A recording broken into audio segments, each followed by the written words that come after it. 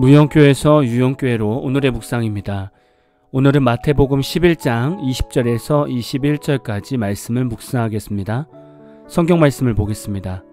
예수께서 권능을 가장 많이 행하신 고을들이 회개하지 아니하므로 그때에 책망하시되 화 있을진저 고라시나 화 있을진저 벳세다야 너희에게 행한 모든 권능을 두로와 시돈에서 행하였더라면 그들이 벌써 베옷을 입고 제에 앉아 회개하였으리라.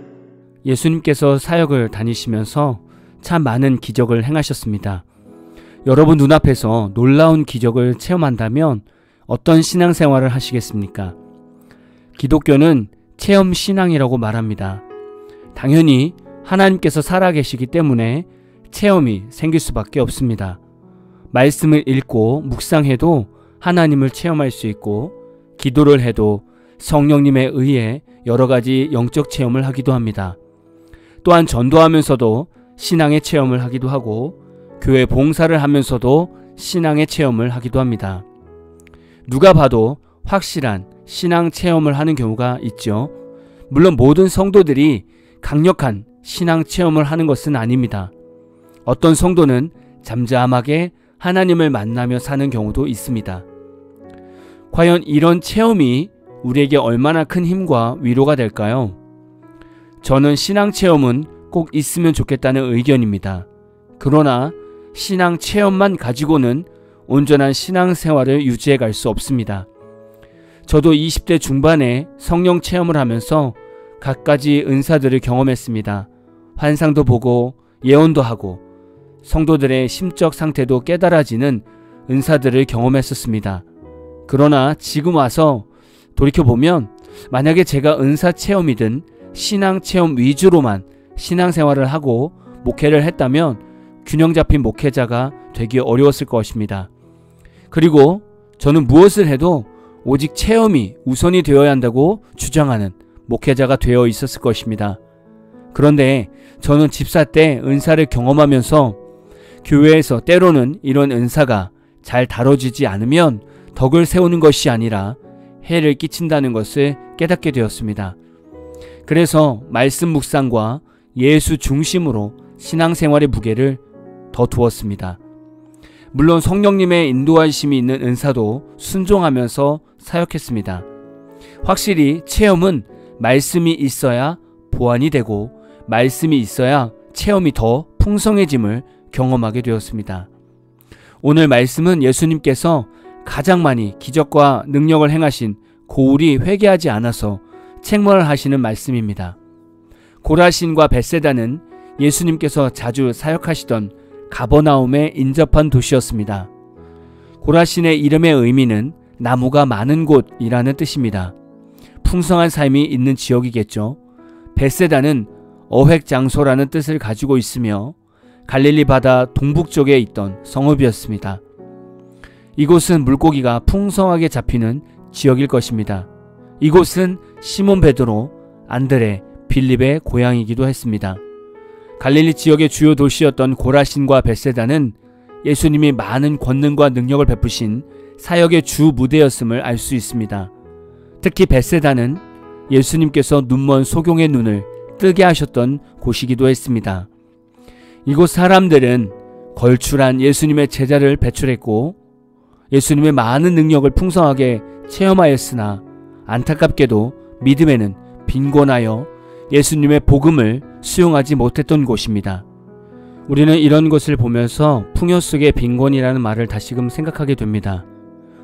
환경적으로 삶이 풍성하고 학벌이 좋고 한 교회에서 대대로 오랜 신앙생활하면서 교회의 역사와 함께 자라고 교회를 통해서 일하신 하나님의 기적을 보면서 자란 성도여도 예수님을 온전히 믿지 않고 회개의 삶이 없으면 이것보다 슬픈 일은 없을 겁니다. 예수님이 이런 목회자와 성도들에게 책망하시는 것입니다. 우리가 예수님의 능력을 경험하면 뭐합니까? 그 감격이 사라지면 또다시 원망과 불평, 내 마음대로 살아가지 않습니까? 오늘 말씀에서 예수님은 고라신과 벳세다에게 행한 모든 권능을 두로와 시돈에서 행하였더라면 그들이 벌써 베옷을 입고 회개했을 것이라고 말씀하고 있습니다. 두로는 하나님의 은총을 받아 그 어떤 나라도 부러워할 물질적 풍요를 누렸습니다. 그러나 두로는 하나님께 교만하여 은혜로 받은 풍요를 육신의 쾌락의 죄악으로 일삼았습니다. 시돈도 부정한 무역을 통해 돈을 벌고 그 돈으로 교만했으며 쾌락을 추구했고 우상 아스타롯을 숭배했습니다. 이들은 다 하나님의 심판을 받을 예언을 받은 지역입니다. 두로라는 지역은 바위라는 의미가 있습니다.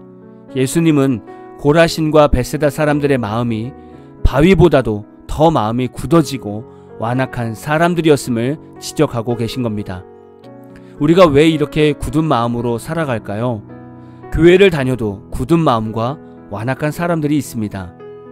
신앙 체험만 있고 예수로 죽고 예수로 산 성도가 되지 않으면, 체험의 감격이 사라지면 신앙은 서서히 굳어져 갑니다. 그리고 과거 자신의 신앙생활을 울거먹으며 나 때라는 말만 하면서 다른 성도들에게 신앙 자랑을 합니다. 이런 간증은 전혀 은혜가 되지 않습니다. 왜냐하면 신앙생활은 과거이면서도 현재 진행형이 되어야 하기 때문입니다. 현재 신앙생활이 성령 안에서 이루어지는 체험과 하나님의 말씀을 근거한 예수님을 믿고 있어야 합니다. 내가 스스로 생각하고 내가 판단하는 신앙생활로 절대 은혜로운 성도, 예수를 닮아가는 성화의 성도가 될 수 없는 것입니다. 오늘 말씀을 묵상하시면서 나는 하나님께 어떤 은혜, 어떤 기적을 경험했는지를 돌아보십시오. 그리고 그 은혜를 경험하면서 나는 예수님 앞에서 온전한 회개와 함께 온전한 신앙생활의 삶을 걷고 있는지를 돌아보십시오. 이런 삶이 우리 가운데 없다면 우리는 고라신과 벳세다와 같은 목회자와 성도인 것입니다. 오늘 마무리 찬양은 김대환님의 은혜 아니면 이라는 찬양입니다. 찬양 후에는 잔잔한 연주곡이 있습니다. 말씀을 생각하면서 기도하는 시간을 가져보십시오.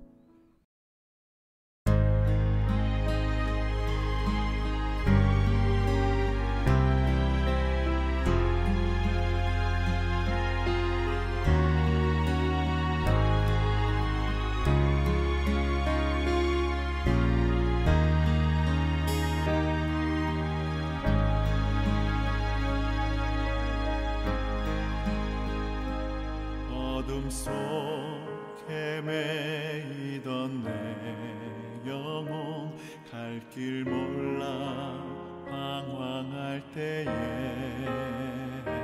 주의 십자가 영광의 그 빛이 나를 향해 비추어 주셨네.